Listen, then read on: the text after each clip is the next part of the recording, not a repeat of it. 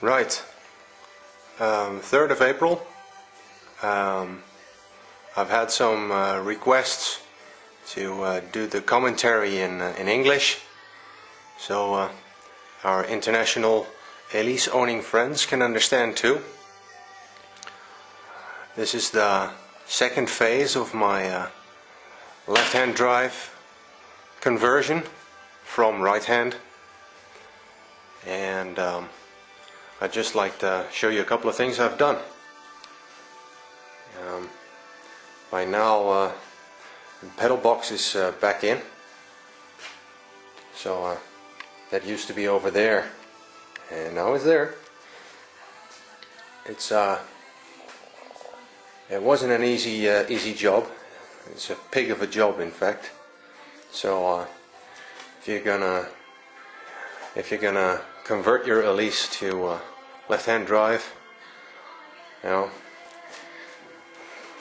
consider that you might be needing to take your time to do this, and I can recommend anyone that once they've taken all the parts off that they need to take off, placing the pedal box back first is you know, it'll come in handy. You don't want any other parts to be in the way. So there's a top tip there. So I haven't done anything to the battery bay and heating. Haven't got around to that yet. Most of my work up till now has been to the wiring loom and to the center tunnel. The center tunnel is moved sideways about 5 centimeters. Wasn't too easy either. It's all fairly straightforward, but it's fiddly. I'm just walk around the other side, show you some things that I've done to make my life easier, and you might choose to do the same. So over there we see a bolt, and in standard situation that bolt has to go through a round hole. Now I think you'll find that that's quite difficult to do because of that bracket that is welded to the whole shift box bracket. So what I've actually done is I've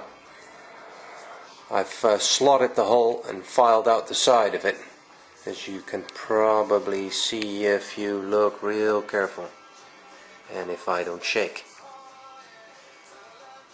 That way you can slide the bracket underneath that black washer, and that'll be the first bolt that you place back.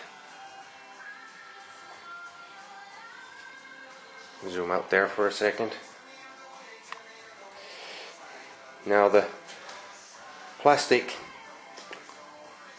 cover that is over the handbrake, you'll have to take that off as far as you can, but I've had some trouble getting this plastic handle off the handbrake, and you might have that same trouble. And if you look long enough, you'll find that it's not really necessary to take the whole thing off. What you can do is you can just slide it forward and flip it sideways so it's at a 90-degree angle, and that'll make your life a whole lot easier.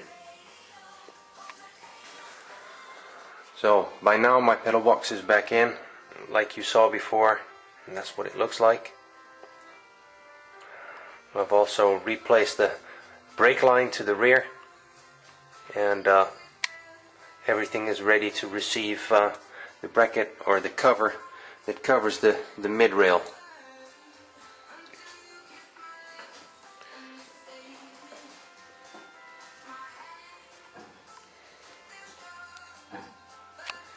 So you can go around the front here. what I've done to the wiring loom is I've removed it by unplugging it at the front. You have to feed it through this hole, unplug the driving lights, unplug all the fixings that are in the side, like, let me see if I can find one, like that fixing. You can just take the electrical isolation tape off and leave the fixing in place, because it's hard to reach from the other side without dismantling your radiator bracket. And over here in this hole there's another one of those clips to secure your wiring, and that's easy to reach from the other side, so I've just taken that out. Over here, just cut all the tie wraps and basically dismantle the wiring loom partially.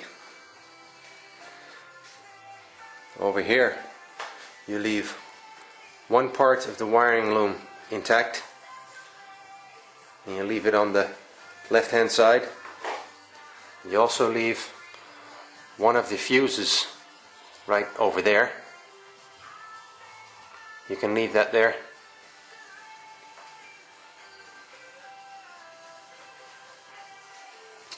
And everything else goes to the other side.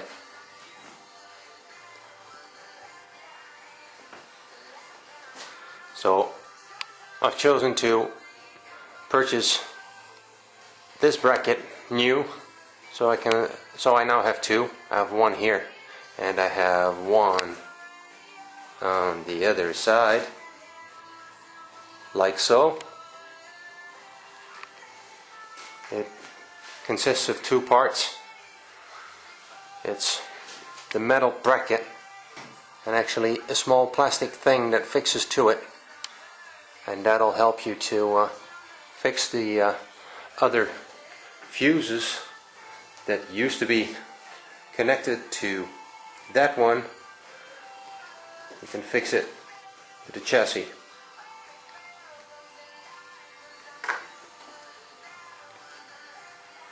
So that's it. That's all I've got to show you for now. Oh, almost forgot. I put my steering rack in. Fairly straightforward job. Nothing really special about that. You'll have to fiddle around for a bit. It's quite hard to get it through the hole for the steering column, but in the end it does go through.